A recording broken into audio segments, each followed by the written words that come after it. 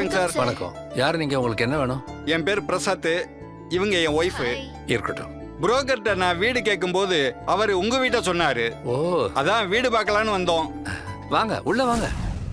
நான் வர வாரம் ஆஸ்திரேலியா போறேன். கீழ் போர்ஷனுக்கு ஒரு நல்ல ஆளா பாரு. அவங்க கீழ் போர்ஷனையும் மேல இருக்க என் போர்ஷனையும் நல்லபடியா பாத்துக்கணும்னு சொல்லியிருந்தேன். சொன்னாரு சார். ஆ, ஐயாக்கு ரொம்ப தங்கமான மனசு. உங்கள மாதிரி நல்ல டெனன்ட் கிடைச்சா அவரு ரொம்ப சந்தோஷப்படுவாருன்னு சொன்னாரு. உங்க முகத்தை பார்த்ததுக்கு அப்புறம் தான் அவர் சொன்னதெல்லாம் உண்மைன்னு தெரியுது சார். நானும் உங்களை மாதிரி நல்ல ஆளுங்களை தான் தேடிட்டு இருந்தேன். மாசம் 20,000 ரூபாய் வாடகை, 2 லட்சம் ரூபாய் அட்வான்ஸ். ரொம்ப நன்றி சார். நல்ல நேரமா பார்த்து வர வியாழக்கிழமை அட்வான்ஸ் கொடுத்துடுறோம் சார். நானும் வியாழக்கிழமை ஊருக்கு போறேன். என் மகளுக்கு குழந்தை பிறந்திருக்கு. என் மனைவி ஏற்கனவே அங்க போயிட்டாங்க. நீங்க அன்னைக்கே கூட பால் காய்ச்சிடலாம். அப்பா, இனிமே இந்த வீட்டுக்கு நம்ம தாமா ஓனரு. அப்ப அவரு அவர் டோனருமா. அப்பா, நம்ம அடுத்த டோனர் யாருப்பா? இன்னும் கொஞ்ச நாள் தாமா. சரி, நீங்க முதல்ல போயிட்டு இத மாட்டிட்டு வாங்க. House for lease. நீங்கள் தொடர்பு கொள்ளும் வாடிக்கையாளர் எண் சுவிட்ச் ஆஃப் செய்யப்பட்டுள்ளது. என்னாச்சுங்க?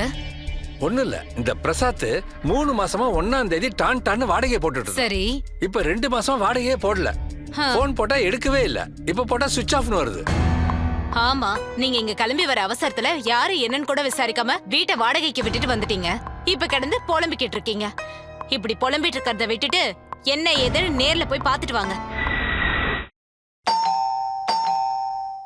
காலங்காத்தால எவனும் பெல் அடிக்கிறான். எவன் தெரியலையே.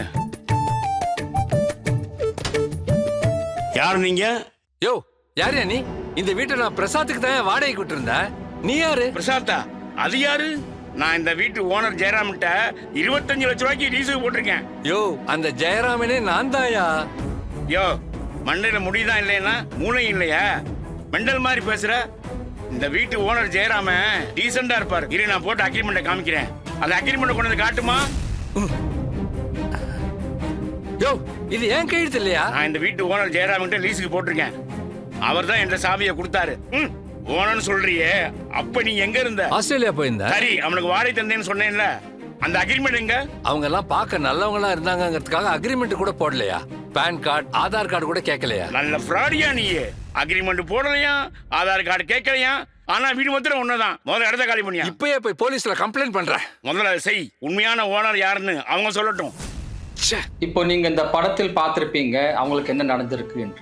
உங்களுக்கும் இப்படிப்பட்ட சம்பவங்கள் நடக்கலாம். நீங்களும் உங்களுடைய சொத்துக்கள் பாதுகாப்பாக இருக்கணும் என்றால் நான் சொல்லக்கூடிய சில விஷயங்களை கவனமா கேளுங்க. நீங்க உங்களுடைய வீடை வாடகைக்கு விடும்போதோ லீஸுக்கு விடும்போதோ யாருக்கு நீங்க விடுறீங்களோ அவங்களுடைய identity, family background, Aadhaar card, ration card இதெல்லாம் வாங்கி சரி பார்க்கணும். இதை தவிர ஒரு நல்ல லாயரை கன்சல்ட் பண்ணி சட்ட ஆலோசனையும் எடுக்கணும். அதுக்கு பிறகு லீஸ் அக்ரிமெண்ட்டோ இல்லாட்டா ரெண்டல் அக்ரிமெண்ட்டையோ ரெஜிஸ்டர் பண்ணணும்.